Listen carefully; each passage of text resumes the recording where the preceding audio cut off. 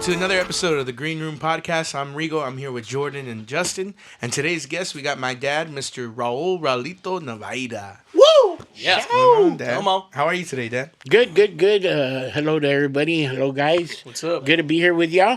And no, I'm excited about this podcast. So I've been checking y'all out, and y'all are growing pretty good, man. So Thank you. Do you think we're funny? Whenever you watch, can be honest. Yeah, you can be honest. You can be honest. Y'all come up with Funny looking. good fast ones every once in a while. But Yeah. no, it's interesting what y'all talk about and all that stuff. I particularly like the barbecue guy. Steve. Oh, yeah, Steve. yeah. That We're was gonna see him this weekend. I'm excited. Did y'all ever play the cook-off, Dad? The radio cook-off? Played a lot of them, but which one? Here Y'all did in town? mostly in Houston, though, right? I remember the Houston cook-offs. one. We did Houston, Pasadena. Yeah. And those little areas around Richmond, Rosenberg, they used to have their cook-offs too, and trail rides and all that Yeah. stuff. So, like, back in the day, was Houston, like, the bigger market for Tejano Yeah, music? it's always been Always still? all the time, With Tejano? man.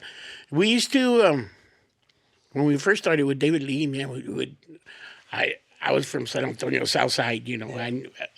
If I went the first I went was to my cousin's ranch in Cotula and back. That's it, you know. So when they said the first time that we were actually started with the Musicales, one of the first weekends was Houston. We did Richmond, and then we did Missouri City, and then we did Houston. But it's all right there, you know. Yeah. So I was freaking out because I didn't think there was Mexicans in Houston. Wow. But out there it was a big market for a lot of, because they had all those little cities, and Pasadena had their own Tejano crowd, and South Houston and Richmond, Rosenberg, all those areas right there, man. You know, it was a lot of raza out there, and we had good times there. Yeah. That's cool. So, Southside, you're from the Southside. Where would you hang out? You are too. I know you are. I Like, know. if he hasn't known you your whole life. How long? So, like, how long have we known each other? That's stupid. Southside, where would you hang out, Dad, whenever you're younger? The South Side? Yeah, where would you go? Well, not really. I wouldn't hang out. I mean, in high school, we did the military drive stuff. You know, that was fun. Yeah. I love that, man. I mean, I'm into cars. I love cars. I love old-time cars, classic cars. I love car shows and all that stuff. And back in the day, you know, military drive, Friday nights, Saturday nights would get packed, man, and people were parked along the streets and everything. And it looks like it wants to come back, but, Yeah, you know. on Sundays. Sometimes Sunday night. I'm kind of scared to go out there. Me and Jordan been there one time. We were there for about 3 minutes. 3 seconds, yeah, 3 minutes, and then Y'all got just tacos and left. It'll Dude, happen. It'll happen. And there was a guy selling popcorn over there. Popcorn? yeah, popcorn. They sell all those stuff. Like, they just Hot open their dogs, trunks. dude. I They know sell a bunch the of corn on the cob stuff and all that, Yeah, I right? know they The sell elote. everything. You'll find Yeah. everything. And on Rigo was military. like, dude, I don't know. The cops always come to these. Yeah. I said, no, I'm just going to get this bag of kettle corn. No, real quick. I think they raided like at midnight. Yeah, run midnight. in It there. was, Always gotta it go was, there. dude. It was Quick. You gotta go at midnight. We were at Pluckers before, right? We were like, let's Yeah. go get kettle corn, and we're going to Kettle corn on military drive. military drive. The Badass. best kettle corn That's you cool. can get. But that's only. I mean, I've been on the road since I was 13, so every weekend we were playing. You know, so I would really never hung out in the South Side. Just like I said, if we were off on a Friday or Saturday night, you know, we'd go cruise military. That's about it. What was that like, man? Like coming in at a young age, 13. I mean, that's young. I was still wiping my ass, right? Wrong at 13. You weren't even a thought, bro. We're talking 1984, 85. Van Halen just came out Yeah, big time, 84. man. with what was it, 5150 and all that stuff. And your first, or who were you with first? With David Lee? Yeah. Well, actually, a lot of people don't know is my older sister. I have an older sister. She's older. Her and Emilio are 10 months apart. But she was the one that really started singing with a band. You know, back in the day, they used to have orquestas, like Land Breed and Yeah. Little Joe. Little Joe. Yeah, it was all brass and maybe a Rhodes, a guy that would play the Rhodes, or the DX7 hadn't come out yet, and you don't even know what a DX7 know. is. No, I don't know what that is. DX7? I don't know what that is. Yeah, it's a DSI? Yeah, the DS. It's one of the keyboards that first was like, wow, badass. It might be that. No, that's still too new. But anyway, yeah, so back in the day it was Brass, Sonny Ozuna. They were the big time bands and all My that dad stuff. loves Sonny Ozuna. Yeah, My grandpa. and she started with a band there, and I would go with her, and I'd freak out. It's funny because you remember the days. Well, at least I do. I'm not a boomer, right? I'm a You're an Xer, right? Gen X. Gen X. Yeah, No, you're not a Gen X. I thought Gen that X was is- after boomers. Right? yeah. I'm after boomer. What's the last boomer? What's the last year for boomer? It's like 60. Hey Siri, what's 64. the years for a boomer? I thought Gen X was like 2000s. What the Yeah. fuck? Oh yeah, you're Xer, Dad. You're 65 through Yeah. because boomers are 46 to 64. See? Dad was born in 68. Yeah, what the hell? See? Hold on, what are Time out. we? What Hey, are we? Boomer, you got this. Millennials? This mancha on your shirt, real quick. Let me get that off. We'll cut this Such out. a good son. I was looking. You've been talking. I just been looking at it the whole time. There you go. All right, you're good. Yeah, right here It was too. like What is that? carne. It was like carne guisada. He does was that. it? I forgot to say. No, nothing. He just does that. Who are you talking about right now? You're talking about the DX7. keyboards and stuff. Oh, So yeah. DX7. Well, anyway, my sister's the one that started professionally singing, And then my brother was off in college, and we were good friends with Ram, who was singing with David Lee at that time. So I had a lot of friends that would go see David Lee in Poteet, the Kicker Palace. Kicker. And one weekend, one of my friends said, "Hey, Ram's not with David Lee no more. He quit or something like that." And I ran home and I told Emilio, "Hey, Emilio Ram quit." Ran from Poteet. I ran home He's from gotta school. know. He's gotta know. And Emilio just took off. We took off.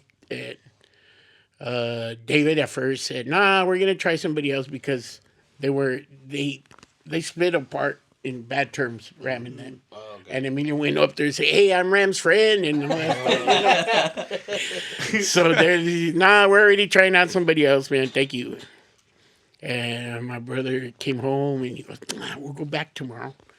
We went back tomorrow, and this time Papa Tony, David's dad, was there. And David told him, "No, this guy wants to try out to sing," but I told him that we were already trying out. And the father said, "Yeah, you know what? Just come tomorrow. We're going to rehearse here." There used to be a Miller Lite distributing plant there in Poteet. Really? There used to be one in Hondo too. Yeah, and we used to rehearse there. So that's where the rehearsal was, and my brother sang like the first two songs and said, "All right, you got the job, man." So How old was he there? 19 years old. Kid.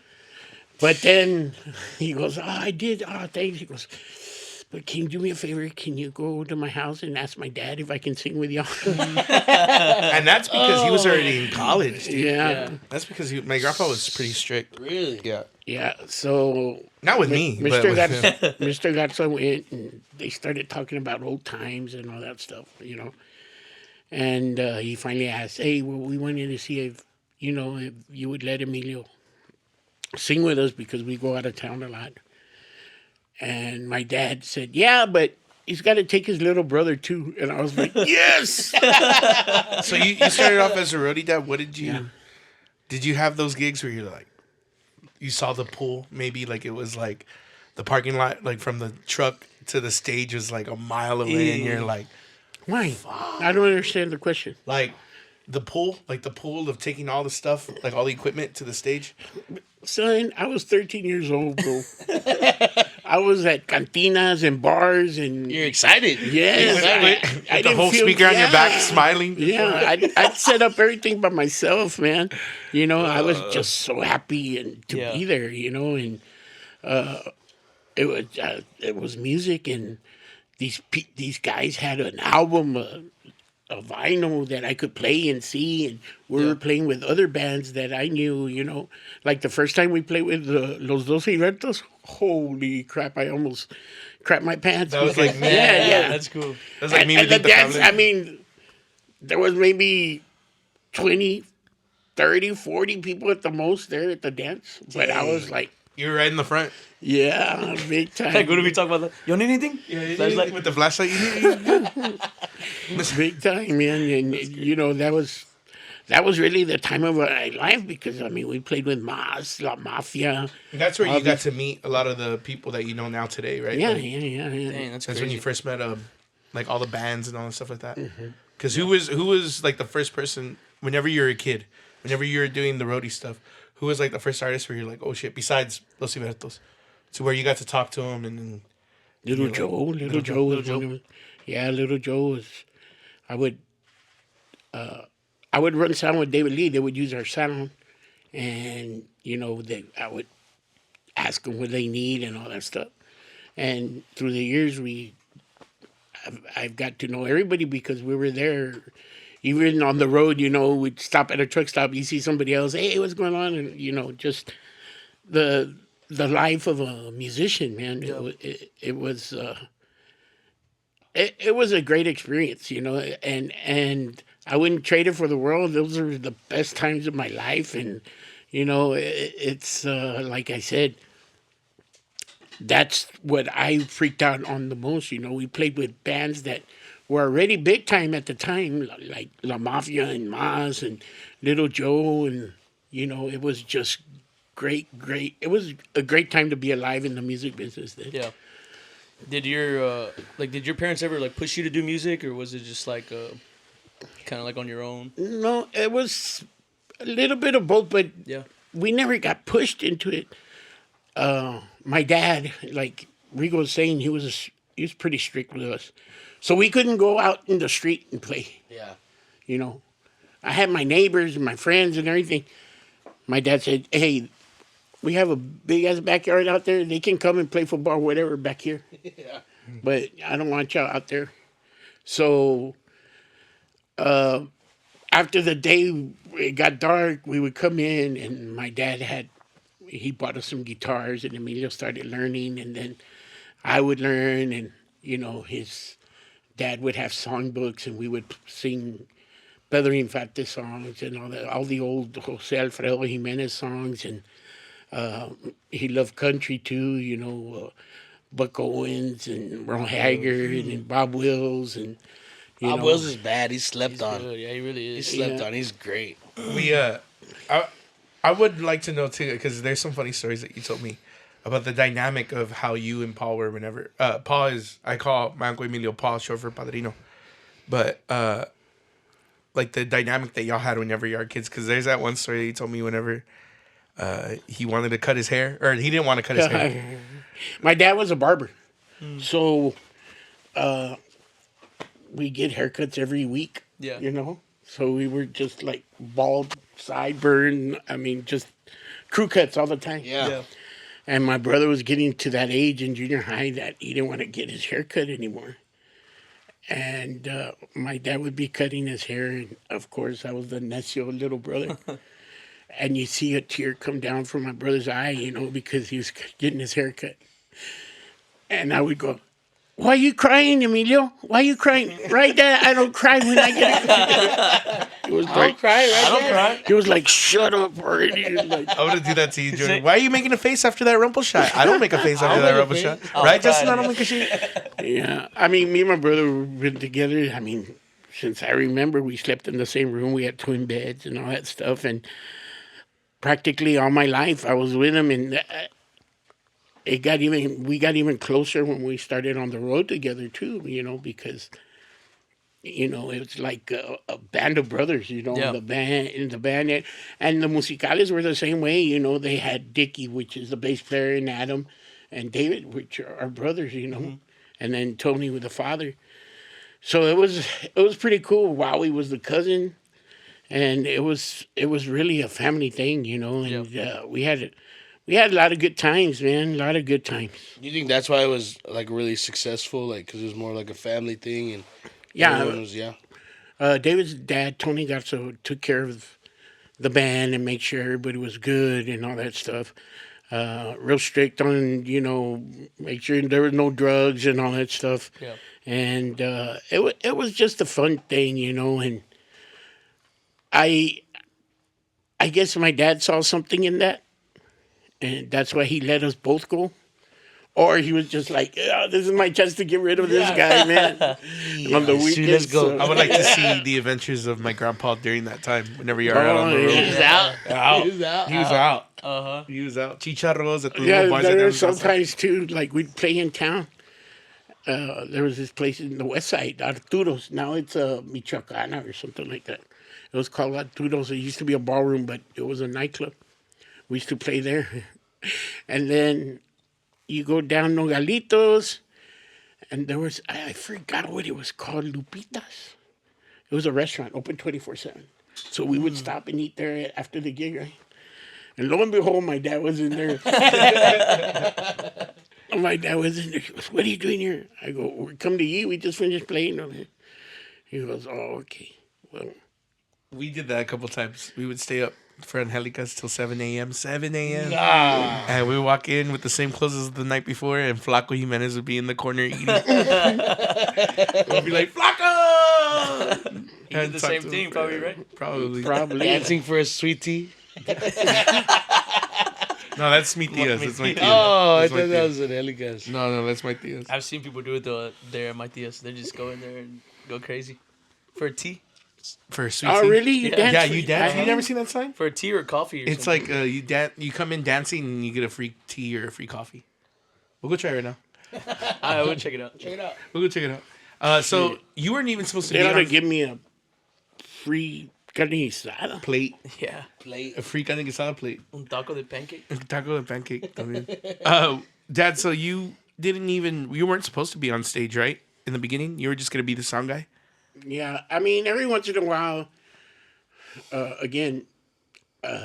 Tony Garza, the father, he would see that I would sing too, and he goes, come up and sing a song. So I would sing like one or two songs up there with my brother.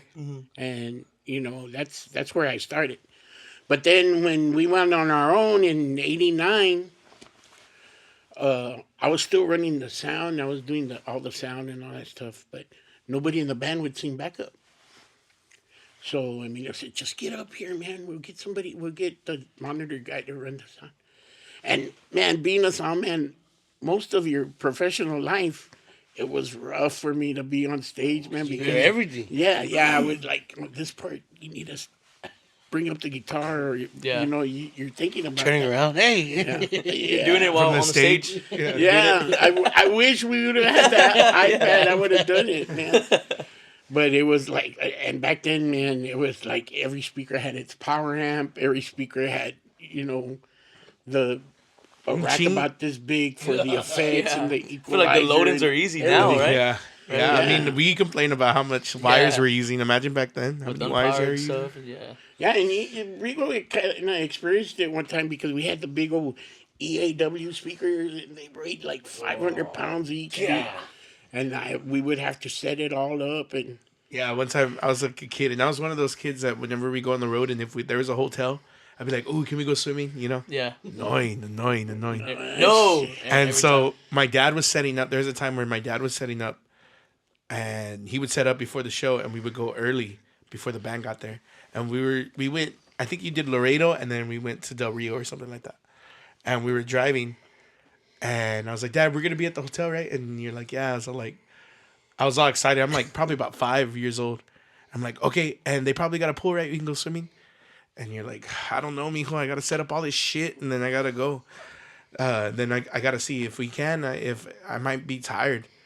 I said, "Well, after you're done setting up all this stuff, you think that we could?" I'm 5, so I was like, "Okay." You went to a lot of shows on the road? Yeah, with them? It's Well, you funny. started playing young too, right? Yeah, they were asking us about that this past weekend, but it would be funny because sometimes I wasn't even supposed to go. Like, not even my cousins went. Oh, really? And everybody would meet at our house. And I was like, I mean, the ages were like 3 to 4, 5, for as long as I can remember. Yeah. Even till I was about 8 years old. Dad would leave, right? And the bus would be waiting right there out front, so I would see it. And then we had a screen door. And it was glass. Like, it was like a plastic screen door. So I would be crying, dude, for my dad so I can go on the road. And my mom would be like, "No, you can't go. You can't go. Nobody else is there." Crying. And then Dad would, like, feel bad. And so he'd be like, just let him go. Just let him go. I was at some shows I should not have been at. It's fun. Fun. But I should not have been there. But it was so much fun. It's a life, man, that is amazing, you know. I mean, and I try, like, that's why I would feel bad for Mijo because he wanted to go. Hell, I was on the road too, so I would bring him on with me and, you know, experience stuff that, you know, you're not supposed to experience. Yeah, that young. So that way you don't do it in the future. So And beat him? Yeah. So you can learn. You can learn. But He needs to learn. He's in a pamper. But there are times that you can't explain, man. It's so gratifying, you know. I mean, as far as for me, man, I don't regret none of that stuff. Yeah. You know, it was a great time. it's pretty cool. I think it's cool now that, because now that I've been playing here in this market, you'll come along and you'll run sound for me and stuff. Do you see like a little comparison to how the beginning days were for you and like the places that we play at now, like La Honky Tonk, El Honky Tonk? Like, do you see like kind of similarities between that? Yeah. I mean, I see it. I mean, it's like starting all over again, you know. Yeah. I mean, and that's why sometimes I don't get mad, but I try to give you advice, and you say, it's not the way it happens. That's not the way Jordan Gowda would do it, Dad. That's his problem. He listens to me a lot, I think, dude. But, you know, it's because I get flashbacks, and I remember stuff, you know. I mean, there was sometimes, even with David Lee, you know, I mean, that was our first band. It's like having a Cadillac for your first car, you know. Yeah. That was our first band, and they had already been together like 20 years. And I'm serious. And so, I mean, they were tight, you know, and then we go play at places and 10 people, 20 people maybe at the most. It's tough. Yeah, but Mr. Garza was like, nah, let's play. You want that Whataburger tonight? Let's play. Oh, we got to play. Yeah, so there was a lot of discipline there, you know. Now, 10, 20 people, I don't think anybody stays to play, you know, but it's like as far as you have a big overhead, you know what I mean? Right. Yeah. Like you got to pay all these guys. Before, you didn't make money, nobody made money. Yeah. Right. You make money, everybody make money. Right. You can't find those musicians anymore, you know, tough. that'll say, It is tough. we're going to just take a chance on it, you know? That's the difference. We do it like every once in a while, but like every weekend, dude. Yeah, I don't know about that. Yeah. At different times, I guess, you know what I mean? Yeah, that's true. And y'all were playing like 3-4 times a weekend, right? And I guess maybe that's the way we would do it, you know? I mean, if we had 2 good guarantees, then we would take a chance. Oh, I get you, yeah. You know what I mean? But it's just so hard. I mean, and that's the difference, too. I would always tell Destiny and Rigo, you got to play, so people can start noticing you. And my experience with Mijo and you guys, I mean, I see the people, hey, they know who you are. And I see the same people, hey, they're following you at a different venue. You know what I mean? And that's the way it was with us. I mean, you know, then you get more popular, and then you get towns that those people are from, and they come and see you, you know? And that's the secret. I mean, there's a video out there of Eddie Van Halen saying, you just got to play wherever they let you play, man. And, That's true. And show your stuff. So you're saying I'm gonna play the Houston Rodeo one day? Yeah. You gotta play free saying for we're about 1,000 We're gigs. doing all right in life, is what you're saying. Yeah. I want to talk about your songwriting and kind of like tell me about those early years when you were writing. And did you have like, I guess, what was the inspiration, or like, did you have a different process for each song, or was it all the same? No, I mean, there are different processes. I mean, as far as I didn't get into it towards the last part of the years with David Lee. You know, I was writing some stuff, but I never got it recorded with him. It would have been great if I would have gotten a song recorded with him. But Emilio was the first one to record one of my songs, and there was no thing to it. I just, every time we needed to do an album, I start writing, or something would come up like Raya Fortuna. We were coming home from, I think it was Cotula or Pierce or Laredo. We're coming back, and you know those norias that are real light up. They Oh look like yeah. my mom had gone with us, and she was looking out the window. She goes, "Oh, mira, parece Raya Fortuna," and that stuck in my head. And I go, so that was just the writing process. I wrote it like in an hour or so the next day, you know. Damn, that's cool. Without instruments, right? Just in your head. Yeah. Really? Yeah, I don't know how they do. They write the melody first. I don't know how you do it writing a song. They write without the notes. melody first, and then they put the words. And I'm the other way. I write with the words, you know, and the melody. Yeah. I'll tell you what, Rigo's has some really good melodies. I don't know how you come up with them. It's because I came from this guy right here. Yeah. No, it surprises me. But I don't like the sometimes. pre-choruses. Yeah, No? he wants it simple. None Just of my verse, songs have Verse, chorus, pre-chorus. verse, chorus. Yeah. Yeah. None of my songs have pre-choruses. Yeah. And 3 chords. That's it. 3 chords in the truth. Chords in the truth, baby. Yeah. Yes, sir. And What's been like I guess one of your favorite ones that you've written? Like either that's been cut the or one that's hasn't been paid me cut. the most? Probably Which Como is? Le Re, yeah. Yeah. Como Le Re. I mean, Classic. every song has a meaning to me, you know. I mean, I wouldn't write it if it didn't. Yeah. Damn, And- I wish you still had all those papers too of like you writing it down and stuff. Yeah, there's a lot of songs out there that I wrote down, I threw away or whatever. Damn, that would have been great to have. Can you write them But- again? Yeah, Probably. Please. No, and it's because you have all these influences, you know, like this guy listens to some weird shit. You know, but I mean, it helps. I do. It helps, you know, because I mean, there's some music there that I would have never listened to, you know. Yeah. But you can get ideas. Full from inspiration there. from you. Yeah, some inspiration, and it's just the love we grew up with music, man. And if like our life felt like it was our, I mean, I know it's written already, Yeah. but we grew up in the South Side. At that time, you know, in elementary school, music was a big deal. We had our music teacher called Mr. McDermott, and he loved, you know, he would get the kids involved in all that stuff. You went to junior high, and then Mr. Sanchez there, we had 120 boys in the choir, dude. Damn. You know, In middle school. In middle school. It's wild. We would go to competition, middle school competition, and there was like, okay, so-and-so middle school, and they had like 10 boys. So-and-so middle school, 5 boys. Terwell's middle school, first row, second 5 row, buses third deep. row, Yeah, 5 buses deep.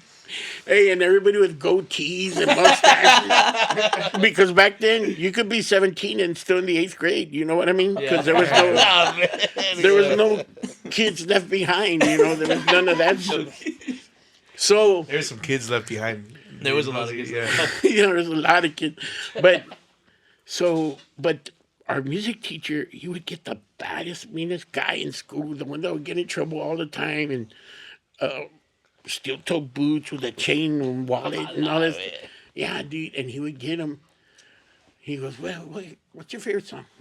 Judas Priest or whatever. And he'd say, okay, you want to sing that song? You can sing them. So he would let him sing that song. But then, come to competition, he would have him sing like Ave Maria and all that stuff. Yeah, and Ram was one of them guys. Really? Oh, really? Yeah, Ram was like Pachucon, big time, man. But you hear him sing Ave Maria, and holy crap. At that age? I just saw him for his birthday party. I wish I would have known. I would have requested that one. Yeah, That would have been dude. sick. At that age, and then he was in a play called The Fantastics. He sang a couple of songs there. I mean, his voice is phenomenal, dude. Yeah. And that's, I guess that's where they got the itch of, you know. And then Ram went on to sing with a Chicano Brass, which was a local band. And then he went with David Lee. So I think it was all planned. It was a plan, you know, because there's a lot of, I mean, the South Side has a little blessing for musicians, man, because, I mean, my brother, The Farias. Ram, the Farias, Chente, you know, we're all from the South Side. You? You I was know? going to say you. Yeah. we're all from the South Side, and with country stuff. Well, Mario Flores is what, a year younger than me. He went to McCullum? Yeah, he went to McCullum too. Cowboy. Yeah. So, yeah, I think Justin Gallegos. that had a lot to do. Reeks. Yeah, Justin. Whenever I tell people I'm from McCullum, or I went to McCullum, they're always like, "Oh yeah, there's a bunch of badass singers from there," and I was like, "It's really the whole South Side, like all around." Yeah. You know. And a lot of unknowns too, like guys that I went to school with that are just normal people now. They had some badass voices, man. Really? They were really good. But I mean, you know, they didn't follow. You gotta love it. You gotta love it. Yeah, you have to. Especially after those 6-hour drives from West Texas all the way back home. Gee. You get home, the After sun's loading out. up and unloading. That's the worst. So that country tour, that's what I like.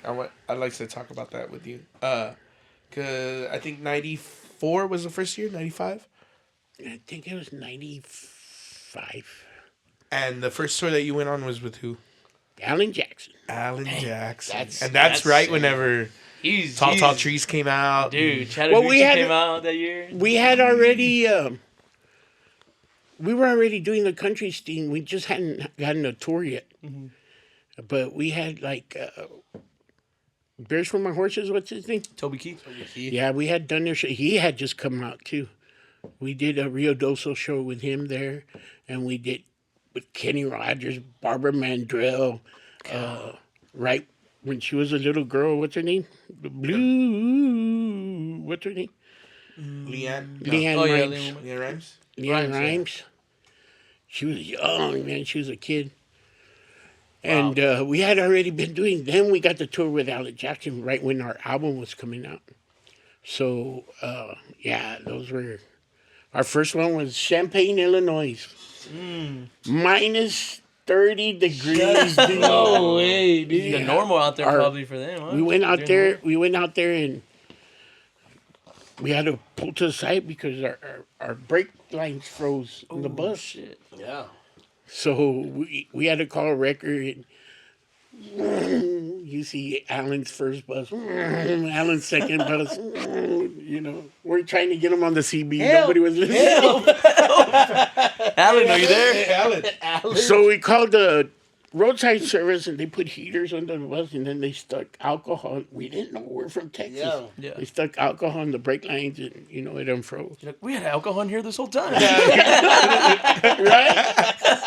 We're not frozen. Could have done this a long time ago, guys. And we finally get to the venue there in Champaign, and Alan comes in. It's the first time we ever met him, you know. And they introduce us, and my brother tells him, "Yeah, man, we saw your buses and everything go by us because we got stranded." And all he said is, "It happens." But that guy would fly in, fly out everywhere. Yeah. You know, Y'all were playing like a And me and stadium Emilio- already? Or not a stadium? arenas. Arenas? Me and Emilio, well, I think it was like the third or fourth gig. We got to meet his bus driver. He's from Nixon. He was really? from Nixon, Texas. So Alan would fly in and fly out all the time. So me and Emilio would go in Alan's bus to the next gig, man. Hell yeah. Yeah, it was badass.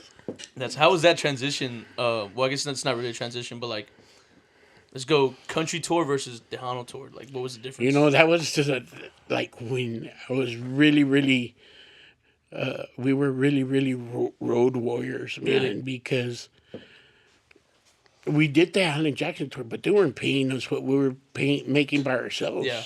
You know what I mean? So we could be in South Carolina. And the thing was that his gigs were like during the week. You know, we had Tuesdays. I think it was Tuesdays, Wednesdays, and Thursdays. Or Tuesdays and Thursdays, depending how far apart. Yeah. Because we would drive to every gig. And then after the last gig with that weekend with him, we either fly to Monterrey or to Texas or to California to do our Tejano gigs. Yeah. Damn. You know, where... Really road dog. Yeah, where we were making money. Ooh, for a while I had so many miles, dude, I could fly free all around the world. all around the bet. world. But it was like I said, it's something that I treasure. In my life, they're beautiful memories. Yeah. I'm just glad. I mean, well, I'm not glad. I'm happy that there was no cameras back then. But now, You'd be fucked. you wouldn't be here. No, but then I wish I had all those memories. Yeah. Emilio had this guy, we call him Weddle. His name was Joe Degas. And Weddle was his right-hand man. Hey, go give me this. Go tell him this. And he would go do everything for Emilio. And he passed away a couple of years back. And I went to the wake. And I get there. And there's pictures, man, all on this side of the casket. And all on the other side of the casket. And I'm looking at him, and this guy had pictures with Celia Cruz, and he had pictures with Jennifer Lopez, and Isaiah Morales, and Kenny Rogers, and all the people that we had been on the road with, or he had pictures of all that, dude. He'd sneak off and take a picture with them, right? Yeah. And it was like, wow, man. I mean, we didn't ask for pictures because back then it was kind of like... No, I went to a concert the other day, dude, and I was waiting. I bought a record, I bought an album. I was waiting for him to sign in. I said, "This is whack. What am I doing?" Yeah, I mean, he said, "Mario Flores, he signed my record." Yeah, and I was freaking out. And then there was even some picture like, when did we play with that guy? Oh, I can imagine that, bro. Yeah. How many gigs do you ballpark in your lifetime? Upwards above 20,000. I would say so. Maybe somewhere around think about 20,000. it. I mean, years Average vary. it twice a week. I mean, that's way low. But Minimum 3 shows a weekend, let's say. Minimum. And then that's not counting the country tours, like you said, Tuesday through Thursday. Yeah. And so you add, for sure, It over was too 20,000. Over 20,000. For sure. I wish I could remember all of them, man. I really do, because I'm sure there were some nights that there was off that you didn't want to sing or anything like that, but those, it's a very low percentage. But y'all always put on the show, like, even when y'all didn't feel like it, like. Well, that was Jack Daniels. Oh, yeah, that's. That was Jack. That was Jack talking. I've been there. Hey, what about whenever y'all did go from Tejano to the countryside? Was it like very accepting? Was everybody very accepting right away? No, it was crazy, man, because I remember one time we played in Butte, Montana. And Where's that? it was an outdoor Montana. concert. And I think we played with, what's that guy that looks Mexican? Neil McCoy. Mm. We played with him. And there was a lot of people.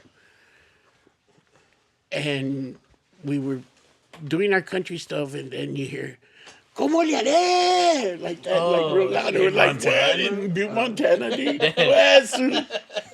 And we played it, and people went crazy, man. They just hear the accordion. Yeah. Yeah, I hear the recordings. Did you ever play like overseas or anything like that, or ever thought about, or not thought about? No, we went to Switzerland. We played in Stade, Switzerland, and it was a country music festival.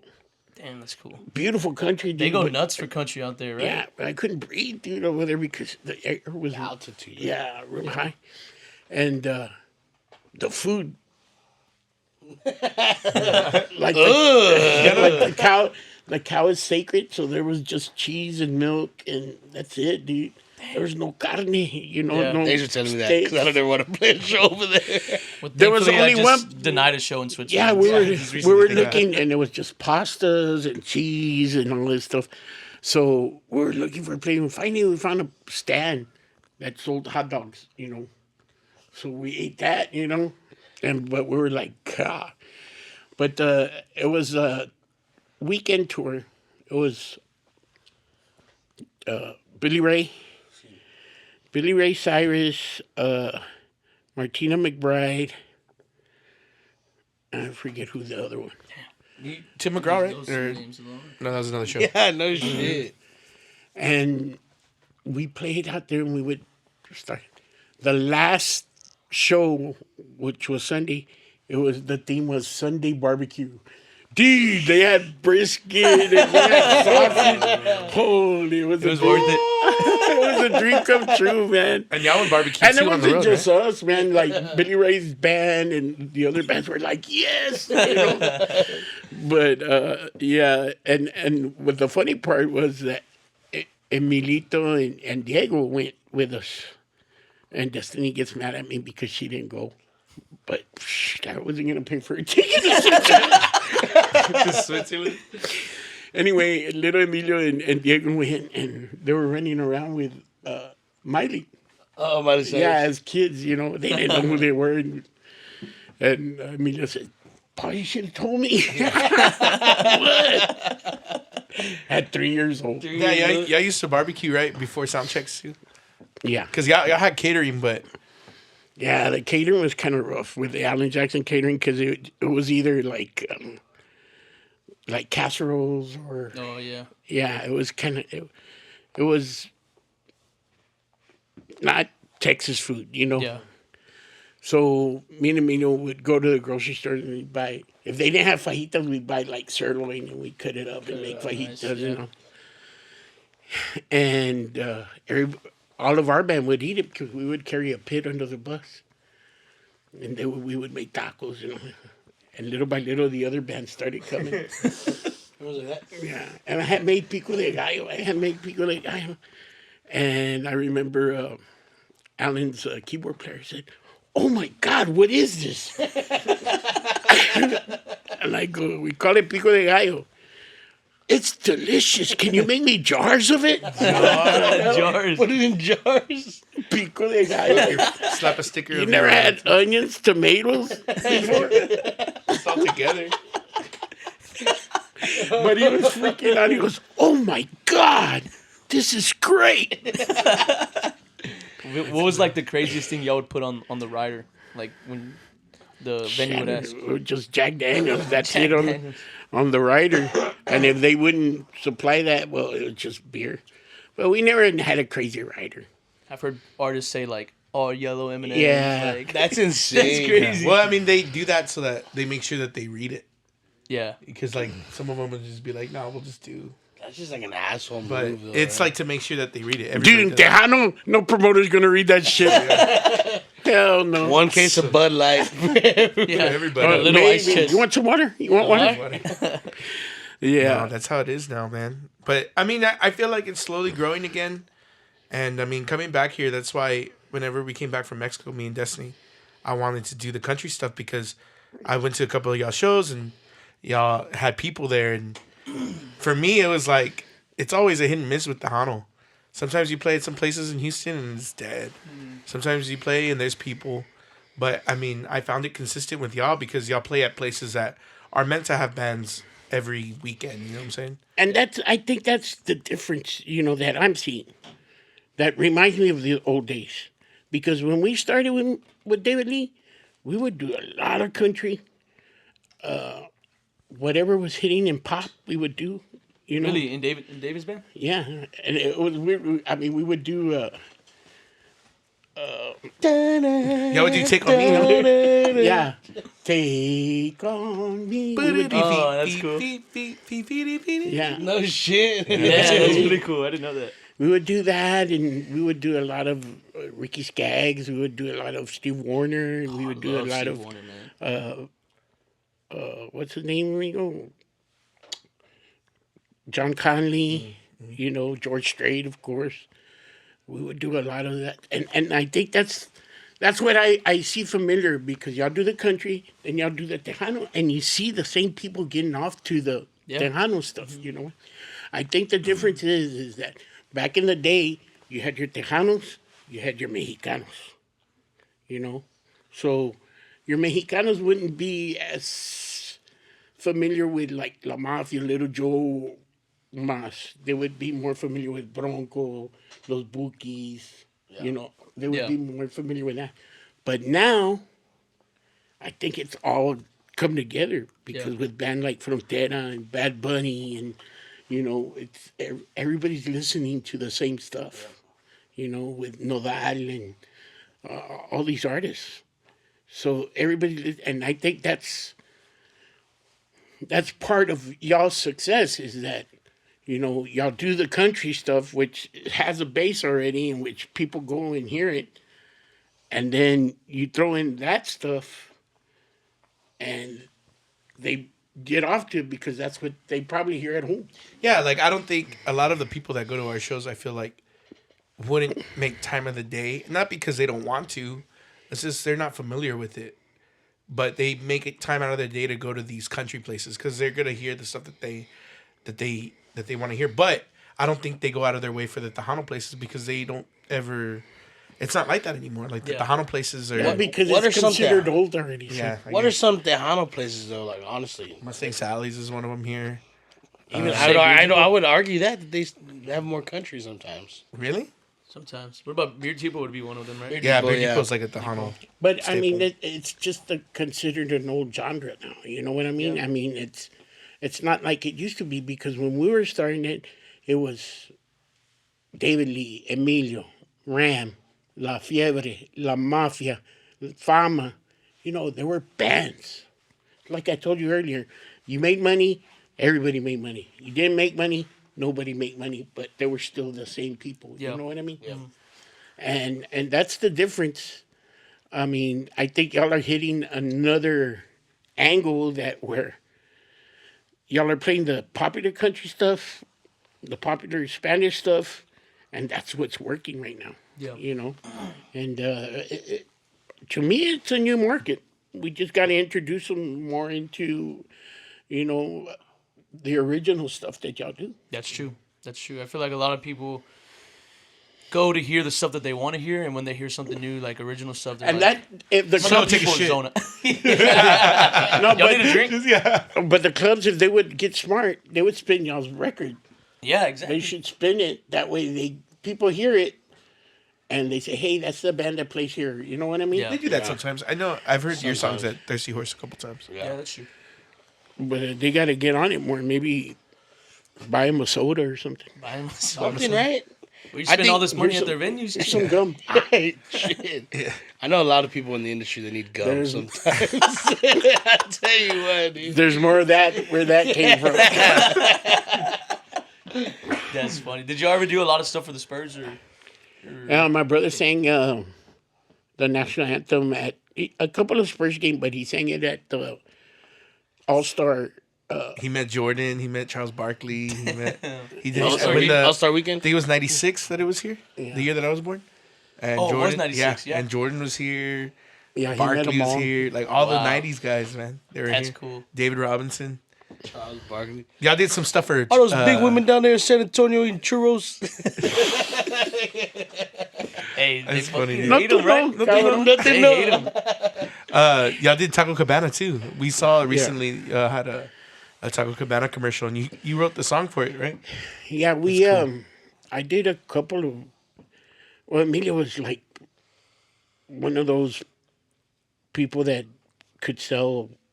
I mean, an endorsement junkie. You know what I mean? Yeah. I mean, because we got off the bat. I mean, we got Ford, we got Coca-Cola, we got Taco Cabana, we got Wrangler, we got Stetson. There was a time where we had a truck like maybe every 3 months, a different one, because they were sponsored by Ford, Damn, that's cool. and I was like, can we bring that back? Yeah, for real. We went from Ford to Kia, and I now we're still Kia. didn't have money, dude. I didn't have no car payment or nothing. I still didn't have money. Did y'all have a beer endorsement? Yeah, we had Miller Lite, and then we went Bud Light. And, yeah, we had those two. That's cool. And then I think Wrangler was badass, too, because I would get, like, 4 pairs of jeans every month, you know, and shirts and all that stuff. So, Tony Lamas too, right? boots, Damn. Tony Ramos. I could use all those right now. Just recently, my dad's compadre in Mexico, when we played last weekend, he came to the hotel because he was like, I got something to give you. It's this badass red Tony Lama jacket that my dad had. He gave it to him back in the 90s, and he kept it on. He kept a hold of it. So he was like, I want you to have it now. And it's a Damn, badass. that's cool. It's an old like satin jacket. Yeah. And in the back, it's all red, and then the back says Tony Lama. Damn, that's It's cool. badass. My dad, we went through an old closet the other day, and he found a bunch of those jackets too, like that. The satin ones. Yeah, so I found a Nakona Boots jacket. I'm gonna wear it tomorrow. Nice. Man. Those My are dad, was skinny, so my brother got all of his stuff. Yeah.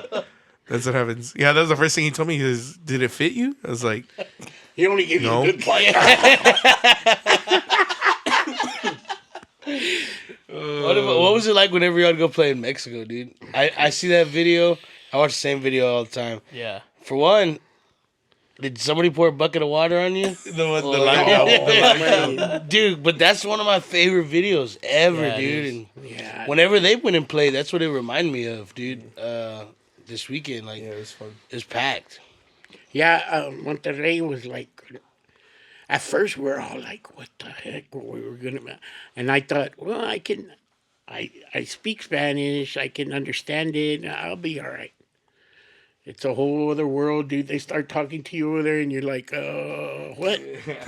You know, and until you get the onda, until you get the onda, and it was just, it's a whole other world, dude. You make it over there, you start getting a following over there. It's crazy. It's like, I would think, like, being a country star here, you come, everybody's waiting by the bus, everybody. That's the way it is over there. We would play concerts, dude. It was called Parque Fundidora. It's right there in Monterrey, and it was I guess you would say like a Six Flags, right? Mm-hmm. Well, they would close down the park and they would put 4 stages. It's like Zilker Park for ACL in Austin. Okay. Yeah. It's like that. Yeah. 4 stages? Yeah. It had us and Mas on one stage, Bronco by themselves, and then the Bookies or whatever. And you would have like 60 to 100,000 people there, dude. Holy shit. And all you would hear, like, one stage would finish, and then you would hear all the people going to the next stage. You hear the cans. And it was crazy, man. It was amazing. And to get in, the people would just surround the cars and, like, what's going on? Yeah. Like the movie The Wonders, you ever seen that? They get in the police car? Yeah, like that. And it was crazy. The first time I remember, we were doing a lot of promotion, and we were going to do a thing for the radio station. So we're in the Suburban, and we're going through the crowd, and we had never played there before. We had never played live in Monterrey. Yeah. So finally we get to the stage, and the people were shouting because the first song we ever did was Como Lere. They wanted to hear that. Off rip? Y'all came off the rip? The first song? Damn. So we did that, and we finished, and people were going crazy, right? And all of a sudden you hear chanting. You hear the chanting saying, Porky, Porky, Porky. We had a roadie, dude. His name was Corky. So we thought everybody was like saying Corky, Corky. They were saying Porky, dude. But in a nice way. Yeah. Y'all partied with Def Leppard? Or who'd y'all party with? Yeah. We had stayed at the hotel there, and Def Leppard was playing next door where they had an amphitheater. And they had like 10,000, and we had like 60,000 on the other side. But we were all at the bar there with Def Leppard. And yeah, that's cool. Is that the fire alarm story? No. That's a whole other story. That's a whole different thing. That was funny, dude. We did. I never heard that one. We did a country convention in, I don't know if it was Quebec or Montreal or Ontario. It was we were in Canada. So we did a country music, and it was just EMI artists. So the whole hotel was all EMI artists, and Garth was there. Garth was King Garth at that time. So we're downstairs at the piano bar, and there were our piano players singing, and Emilio's there, and I was with the vice president of EMI Liberty Records. So I get up, he goes, where are you going? I go, I need to go to the restroom. So I'll go with you. And we went, did our business, came out, and I saw him staring at the fire alarm. And he goes, it's a bad sign. Hey, how do you pull this? I go, you just lift up the glass and Expert. Wow. and he goes, do it. So I did, and like crazy. So I go, and we're laughing and everything. So we went back to the piano, and you see all the elevators come down. That story sounds real familiar. Yeah, we're still singing there and everything. And then you see, because it was all glass, the hotel, you see 1 fire engine, 2 fire engines, 3 fire engines. And No fire. No fire. So we're just singing there, and the bartender says, "Hey, if they tell y'all to leave, you can exit through here." But I mean, they haven't said anything. And then Go back to it. then You're just the like, guy comes and pats me in the back. "Sir, can I talk to you?" I go, "Yeah." He goes, "Why'd you pull the fire alarm, sir?" I go, "I didn't pull no fire alarm." He goes, "We got you on camera." I go, "Oh yeah, I did." Oh, that fire alarm. But the thing was is that they called the other guy too because he was with me. And I told him, "Hey, they want felony. to arrest me because I pulled the fire alarm." And he went crazy on it. He goes, "I got this whole hotel booked up and everything." He goes, "If you want, we'll all leave right now. We'll all leave. We'll go across the street." And no, we're just saying that you shouldn't be doing that. I go, "I only did it because he told me to do it, and he's my boss." You're like, he should go to jail. Yeah. just throwing them under the bus. So finally they fixed it, and everybody left. And we were there, but the next morning Emilio was pissed at me. I go, "Well, I mean, what do you want me to do? Not do it?" Because he was, That's our boss. Yeah. That's our boss. Yeah. So you got a lot coming up this year too. Same shout out to G, our producer. He's helping us out with. Dad's gonna come out with a new podcast, and he's gonna talk to. It's people he's worked with in the past, and all the stories that they share. And we got to film one with Julian, their old bass player, and Mark Martinez, the old keyboard player. And yeah, it's like stories like that. They tell stories like whenever they're in the studio and stuff, and some of their process that they worked on. So if you're a fan of Tejano music, if you're a fan of Tejano culture, take a listen, and it should be coming out very, very, very soon. That's cool. What about I heard rumors about Taco Miendo. Oh, we haven't Comiendo released an never- episode. Never We haven't launched. released an episode yet. Jeez. "Oh, do you still have I that?" I still have that. I ran out of money to buy tacos. So if you're looking to buy us So if you're tacos, looking We to buy only us did it tacos, 3 then- times. yeah, we 2 tacos, 3 times. There's only 6 tacos.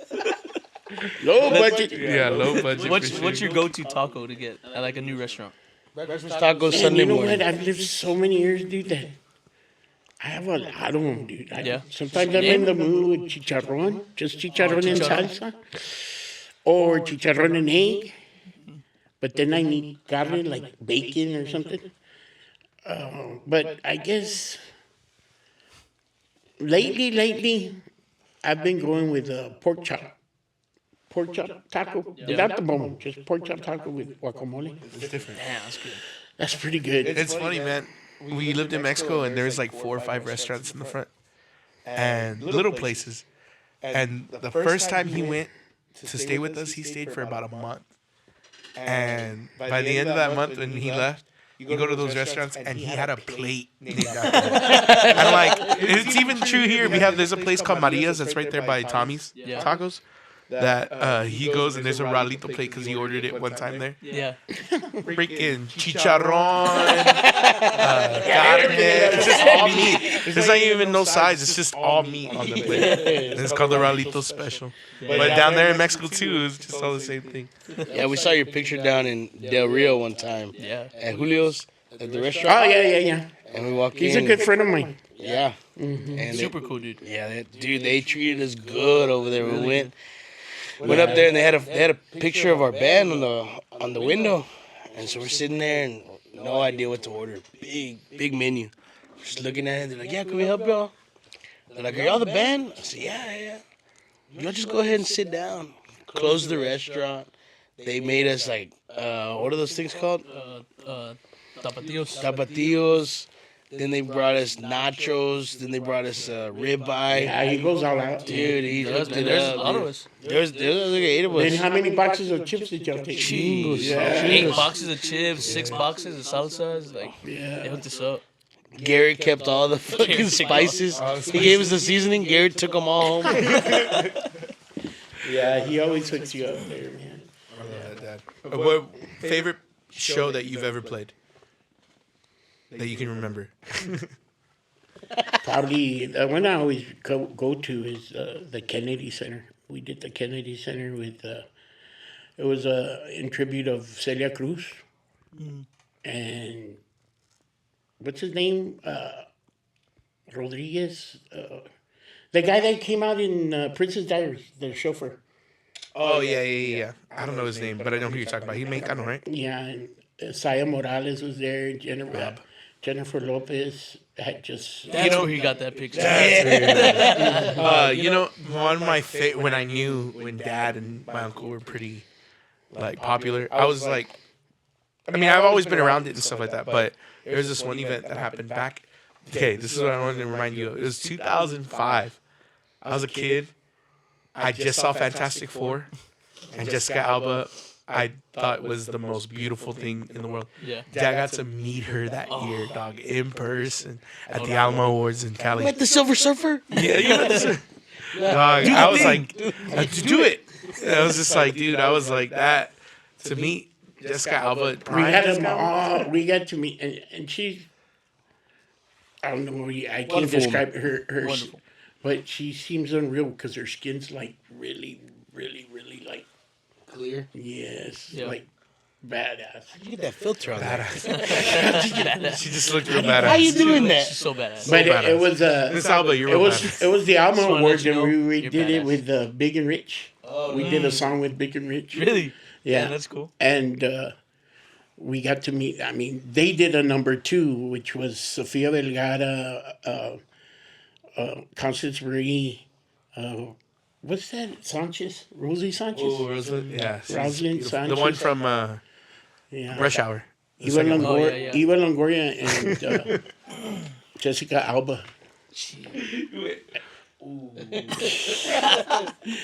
Yeah, they were all there, and it was pretty cool. It was a cool thing, man. Where can people find you, Dad, on social media and everything?